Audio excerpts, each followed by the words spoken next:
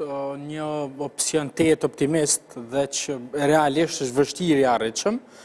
me qenë se kanë mbetur afërsisht 1700 apo 1800 kuti pa u numëruar, dhe me një dinamik të tillë të punës ku KQZ-ja arrin të numëroj maksimalisht 150 deri në 160 kuti brenda një dite, i bie që duhen minimalisht edhe 12 ditë të tjera që të përmbyllet procesi i numërimit.